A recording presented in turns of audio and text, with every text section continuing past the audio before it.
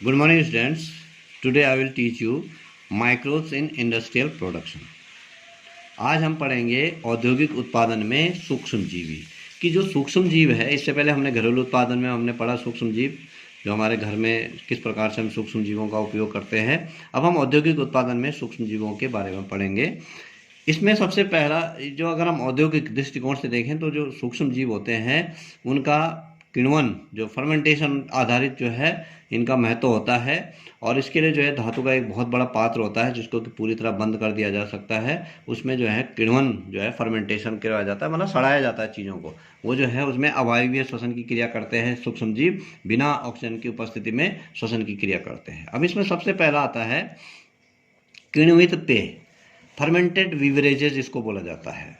Fermented beverages या किण्वित पेय जो होते हैं ये इसमें जो है ईस्ट का प्रयोग किया जाता है और अनेक प्रकार के अल्कोहलिक पेय निर्माण इससे किया जाता है। और ये जो निर्माण किया जाता है अल्कोहलिक पेय का, ये बहुत प्राचीन समय से ही, मुगल से भी पहले से ही जो है इसका प्रयोग किया जा रहा है। और किण्वन में जो है जो इसका अंत प्रोडक्ट होता है जो ईस्ट के द्वारा निकाला जाता है वो इथाइल अल्कोहल होता है। और इससे जो है अल्कोहलीय पेय तैयार किया जाता है, जैसे ब्रांडी हो गया, वाइन हो गया, बियर हो गया, व्हिस्की हो गया। ये पदार्थ जो है इससे इनका उत्पादन किया जाता है। और इसको जो है जो ईस्ट इसमें प्रयोग किया जाता है उसको रिवर्स ईस्ट जो है सैक्रोमाइसिस सेरिवेसी इसको बोला जाता है। इसको जो है तैयार किया जाता है और इससे जो है बहुत सारी चीज़ें जो है इससे तैयार किया जाता है। अब हम इसके लिए क्या करते हैं, बहुत सारे धान्य होते हैं जो ग्रेन्स होते हैं या बहुत सारे खाद्य पदार्थ होते हैं, उनको एक बहुत बड़े बर्तन में डाला जाता है। और जब बड़े बर्तन में उनको उसमें ईस्ट के साथ जो है बहुत दिनों तक उसको फर्मेंट करने के लिए छोड़ दिया जाता है। तो जब उसका फर्मेंटेशन हो जाता है, ईस्ट उसमें जो है अवायवीय श्वसन की क्रिया करता है, तो उसके फलस्वरूप अल्कोहल निकालता है, इथेनॉल निकालता है। और फिर उस इथेनॉल का जो है डिस्टिलेशन किया जाता है, आसवन किया जाता है और उस अल्कोहल को उससे अलग किया जाता है। और फिर उससे अलग अलग प्रकार के अल्कोहलिक पेय पदार्थ तैयार किए जाते हैं। अब अगर हम बात करें ईस्ट द्वारा जो है कौन कौन से प्रोडक्ट हम तैयार कर सकते हैं, जैसे आसवन रहित अल्कोहल। आसवन रहित मतलब जिसमें हम डिस्टिलेशन नहीं करते हैं। इसमें जो है जो कच्चा माल लिया जाता है वो लिया जाता है फलों का रस, धान्य इसमें लिया जाता है। और अल्कोहल की मात्रा इसमें 3 से लेकर 24% तक होती है। इसमें कौन कौन से उत्पाद आते हैं, सीडर एक उत्पाद होता है जिसको सीडर कहते हैं। सेब के रस और शर्करा से ये तैयार किया जाता है। इसमें अल्कोहल की मात्रा 3 से 6% होती है। बियर ये जौ माल्ट जिसको बोलते हैं उससे प्राप्त किया जाता है। इसमें जो अल्कोहल की मात्रा होती है 4 से 5% होती है। इसके अलावा रेड वाइन इस अंगूर के रस से तैयार किया जाता है। इसमें अल्कोहल की मात्रा 7 से 13% तक होती है। कैंपेन ये भी अंगूर के रस से तैयार किया जाता है। इसमें अल्कोहल की मात्रा 8 से 10% होती है।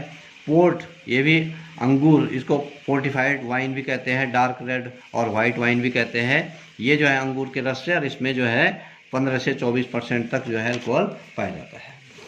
इसी प्रकार से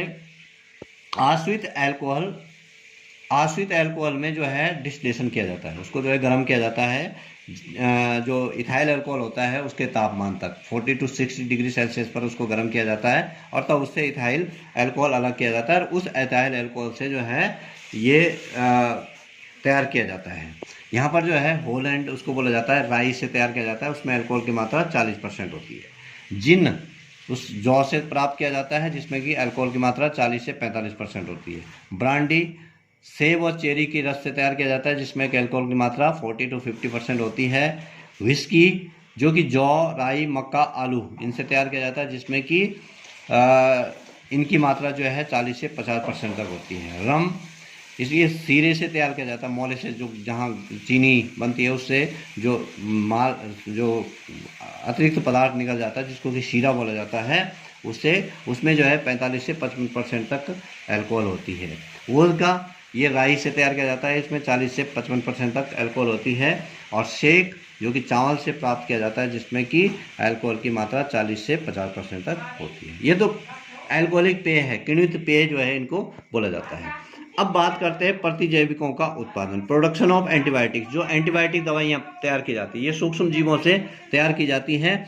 वो होता क्या है, जनरली एंटीबायोटिक जो होती है दवाई हम जब खाते हैं, आजकल कोरोना चला हुआ है, इसमें भी एंटीबायोटिक की जाती है। जो जब वायरल फीवर होता है या कोई और संक्रामक रोग होते हैं तो उसमें एंटीबायोटिक दवाई दी जाती है।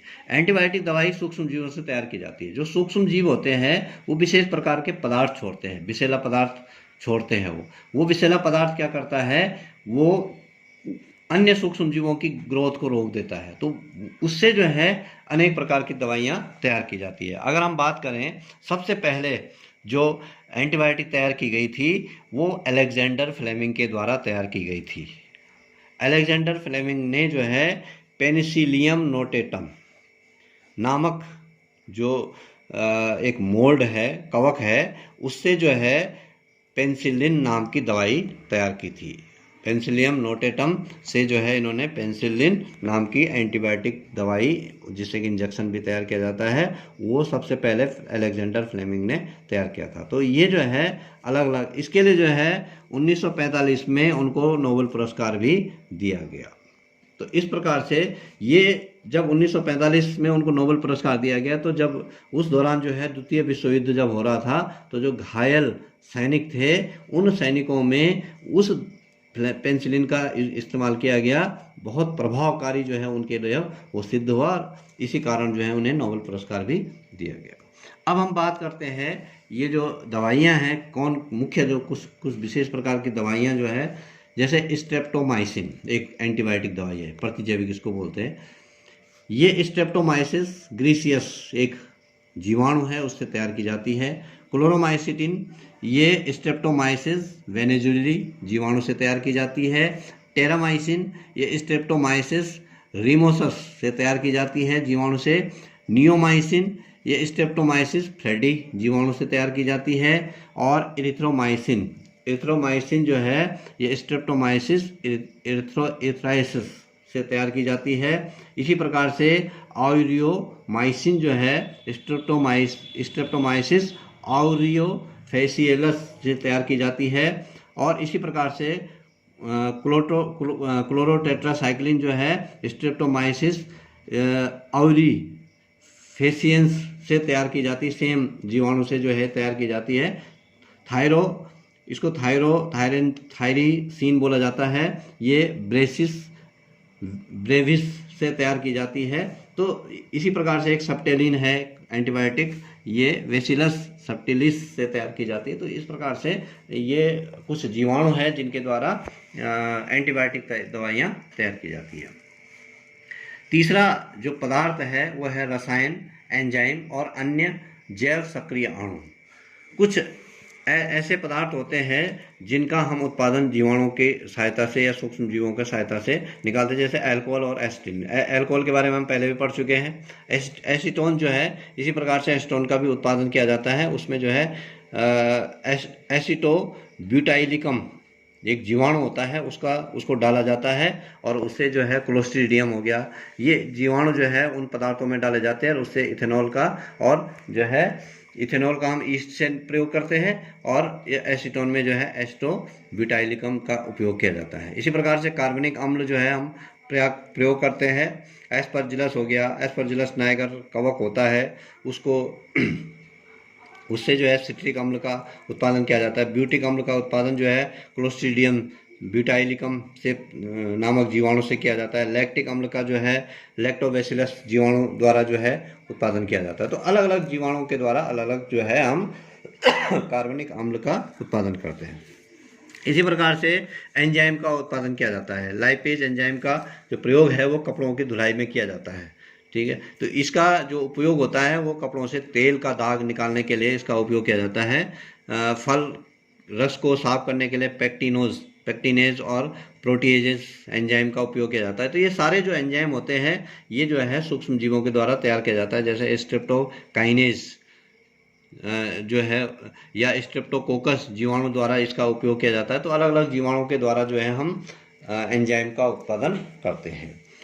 और उसके अलावा कुछ और भी पदार्थ होते हैं, उन पदार्थों का भी हम जो है कोलेस्ट्रॉल हो गया या बहुत सारे जैव सक्रिय अणु होते हैं जिनका उपयोग, उनका उत्पादन जो है हम जीवाणुओं के द्वारा या सूक्ष्म जीवों के द्वारा तैयार करते हैं। तो ये जो है औद्योगिक उत्पादन में जो है सूक्ष्म जीवों का महत्व यहीं पर समाप्त होता है। Thank you.